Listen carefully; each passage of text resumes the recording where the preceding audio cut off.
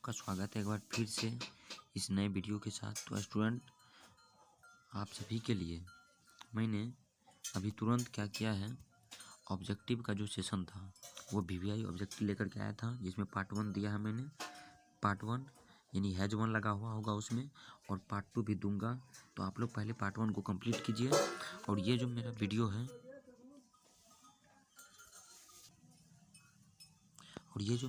है ये है कि जितने भी 2 नंबरिया क्वेश्चन पूछे जाते हैं या 5 नंबरिया, उसके लिए है।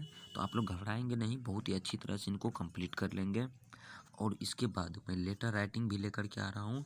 तो आप लोग एक तरफ से करते चलिए, क्योंकि मैं इसमें सिर्फ आपको नंबर दिलाऊंगा, जितने भी नंबर पूछे जाते हैं। तो चलिए, ज़्यादा लेट नहीं करते हुए मैं बताते चलता हूँ। तो फर्स्ट क्वेश्चन देखिए, आपसे क्या पूछा जा रहा है कि हेड मास्टर कलीराम ने ओम प्रकाश को क्यों आदेश दिया था। मतलब आपको लिखना कैसे, उस तरह से भी बता रहा हूँ। तो लिखना ऐसे है, मान के चलिए ये 8 नंबर का क्वेश्चन है, तो आपको लिखना है यहाँ 8 नंबर, ठीक। यहाँ दे देना है क्वेश्चन, मान के चलिए ये चौथाई है, चौथाई की इस एडिशन और 8 नंबर लिख देना है। फिर उत्तर आपको यहीं लिखना है, उत्तर लिख दिए। फिर उसके बाद आपको डबल एरो दे देना है और इसको अंडरलाइन कर देना है। मान के चलिए यहाँ तक में आपका उत्तर कंप्लीट हो गया, तो आपको उत्तर जब जहाँ कंप्लीट होगा वहाँ डबल एरो आपको यहाँ ऐसे दे देना है, ठीक। आपको डबल एरो ऐसे देना। मान के चलिए यहाँ तक में कंप्लीट हो गया, तो आपको डबल एरो, सॉरी यहाँ आपको डबल एरो ऐसे दे देना है, ठीक। यही करना है आपको। तो लिखने के लिए तो बता दिए थे पहला वाला वीडियो में, आपको नहीं, आप अगर नहीं देखें तो नीचे डिस्क्रिप्शन बॉक्स में आपको लिंक मिल जाएगा, कैसे लिखना है क्या करना है, तो आप देख सकते हैं। तो देखिए फर्स्ट क्वेश्चन के हेडमास्टर कलीराम ने ओम प्रकाश को क्या आदेश दिया था कि हेडमास्टर कलीराम ने ओम प्रकाश को अपनी स्कूल से निकल जाने का आदेश दिया था। तो इनका कहानी थोड़ा बता देता हूँ। इसलिए वो आदेश दिए थे क्योंकि कलीराम जो थे वो थोड़ा डकैत टाइप के थे, इसी कारण से उन्होंने कलीराम ने ओम प्रकाश को अपने स्कूल से निकल जाने के लिए इसलिए कहा क्योंकि उनके पिताजी यानी कि ओम प्रकाश जी जो लेखक हैं, उनके पिताजी जो थे वो गए थे बोलने के लिए कि तुम क्यों मारते हो बच्चे को, यानी कि ओम प्रकाश साहब जो थे उनको मार रहे थे, इसी कारण से उनको बोले निकल जाने के लिए, तुम इस स्कूल में मत रहो। फिर अगला क्वेश्चन देखिए तिरीच से है, जो मेन कहानी है उससे जितने भी 2 नंबरिया क्वेश्चन पूछे जाते हैं उसको मैं आया हूँ। तिरीच क्या है, यह कहानी में किसका प्रतीक है। तो देखिए तिरीच के बारे में हम बता देते हैं। कहता है कि तिरीच शहरी समाज की संवेदनहीनता और अमानवीयता का प्रतीक है। लेखक ने इस कहानी में लोक प्रचलित विश्वास के द्वारा ढहते मूल्यों की ओर हमारा ध्यान आकृष्ट किया है। हम क्या थे क्या हो गए को उद्घाटित करना ही कहानीकार का मूल्य उद्देश्य है। विकसित कहलाने के लिए रूढ़ियों, सड़ी गली मान्यताओं और अंधविश्वासों का त्याग आवश्यक है। मतलब आपको कुछ से कुछ नहीं लिखना है। मान के चलिए 2 नंबर का क्वेश्चन है, तो 50 के बोलेगा 50 नंबर में लिखिए, तो आपको 50 नंबर में ही लिखना है, ज़्यादा वर्ड में आपको नहीं लिखना है। ज़्यादा वर्ड में लिखने के बाद देखिए एग्जामिनर आपको वर्ड देखता है कि वो कितना वर्ड में लिखा है, वो नहीं पढ़ेगा आपका क्या लिखा है नहीं लिखा, आपका वर्ड देखेगा और लिखने का टाइपिंग देखेगा किस तरह से लिखा है। गेज गांस तो ऐसे वैसे नहीं किया है, तो आपको गेजना नहीं है, साफ सुथरा लिखना है और जितना वर्ड में बोलेगा उतना वर्ड में आपको लिखना है, ठीक। फिर अगला क्वेश्चन देखिए 10 नंबर का आपको कहा जा रहा है कि शिक्षा का मनुष्य जीवन में क्या स्थान है। मतलब शिक्षा जो है वो मनुष्य के जीवन में कैसा स्थान दिया है। तो शिक्षा मनुष्य का उन्नयन करती है, मतलब उन्नयन मतलब बढ़ावा करती है, वो बढ़ावा देती है मनुष्य के जीवन का, ठीक। वह जीवन के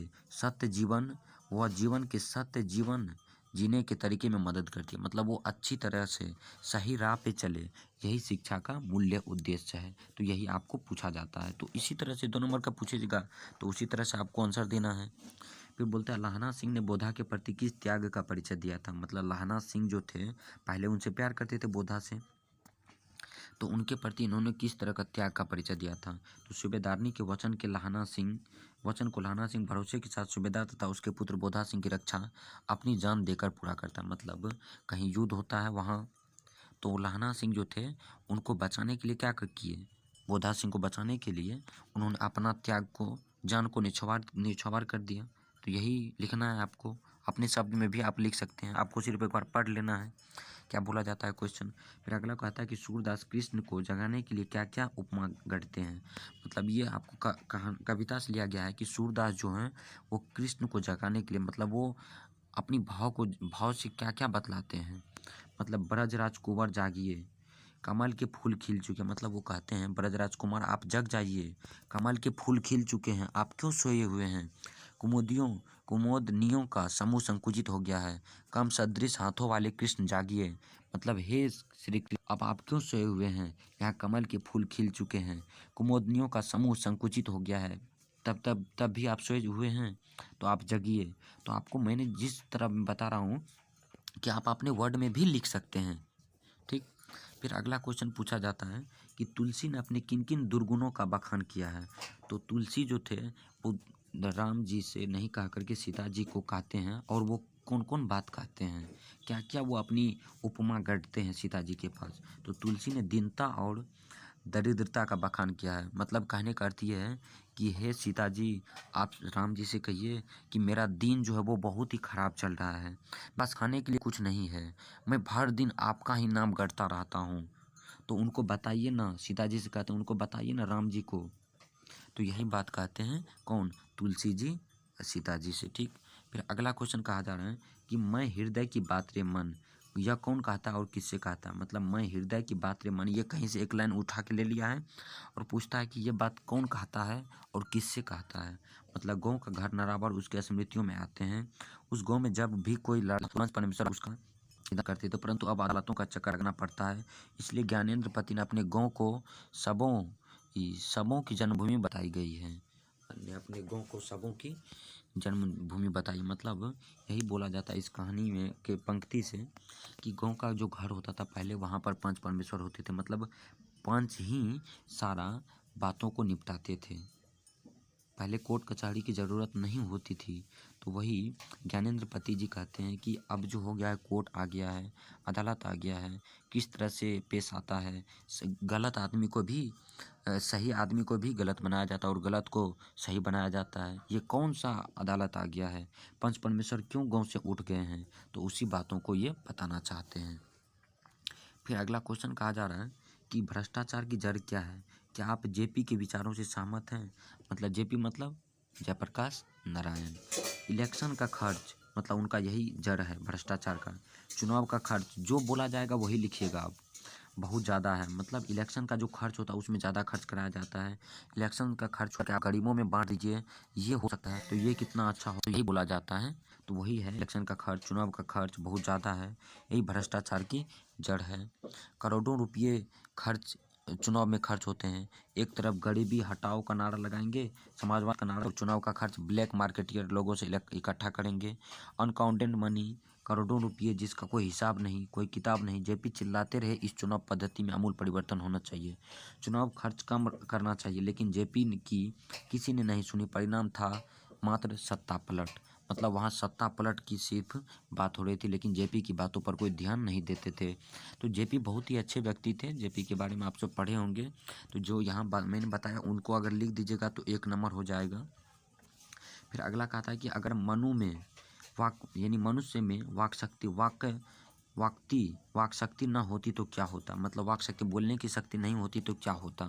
तो यही बोला जा रहा है, अनेक प्रकार की शक्तियाँ जो वरदान के रूप में ईश्वर ने मनुष्य को दी है, उनमें वाक शक्ति भी एक है। यदि इसमें वाक शक्ति न होती तो हम गूंगे रहते, मतलब जब वाक शक्ति नहीं आती तो हम गूंगे रहते, एक दूसरे से कुछ बोल नहीं पाते, ना ही हम दूसरों का दुख बांट सकते, ना ही मेरा कोई दुख बांट सकता। तो यही बात है, आप लोग समझदार हैं, 12th में आप जा चुके हैं, आप लोग अपने से भी लिख सकते हैं।